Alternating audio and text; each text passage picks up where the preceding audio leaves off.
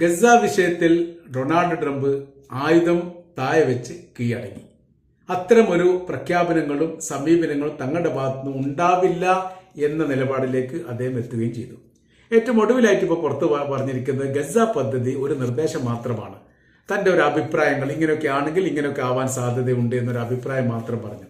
അതല്ലാതെ സൈനികരെ ഇറക്കിക്കൊണ്ട് അത് പൊടുന്നനെ തന്നെ ആ നടപടി എടുക്കണം എന്നുള്ള അഭിപ്രായമൊന്നും തനിക്കില്ല എന്ന് പൊടുന്നനെ മാറ്റി പറഞ്ഞതിന്റെ കാര്യം അറബ് രാജ്യങ്ങൾ ശക്തമായ രീതിയിൽ അമേരിക്കയോട് വിയോജിപ്പ് പ്രകടിപ്പിക്കുകയും അവരുമായിട്ടുള്ള ബന്ധം, അമേരിക്കയുമായിട്ടുള്ള ബന്ധം അകലാൻ വേണ്ടിയിട്ട് അല്ലെങ്കിൽ ആ ബന്ധം അവസാനിപ്പിക്കേണ്ട ശ്രമങ്ങൾ ചില രാജ്യങ്ങൾ നടത്തി എന്ന റിപ്പോർട്ട് പുറത്തു വന്നു.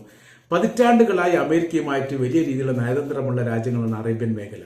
അവരിപ്പോ ഒന്നടങ്കം തന്നെ അമേരിക്കയുടെ ഈ നിലപാടിനോട് പ്രതിഷേധിക്കുകയും ഗസ എന്ന് പറയുന്ന ദേശം ഫലസ്തീനികളുടേതാണ്, അവർ അവിടെ തന്നെ ജീവിക്കേണ്ടവരാണ്, ആ വിഷയത്തിൽ അമേരിക്ക എന്തിന് ഇടപെടുന്നു എന്നൊരു ചോദ്യം പ്രസക്തമായിട്ട് ചോദിക്കുകയും ചെയ്തു.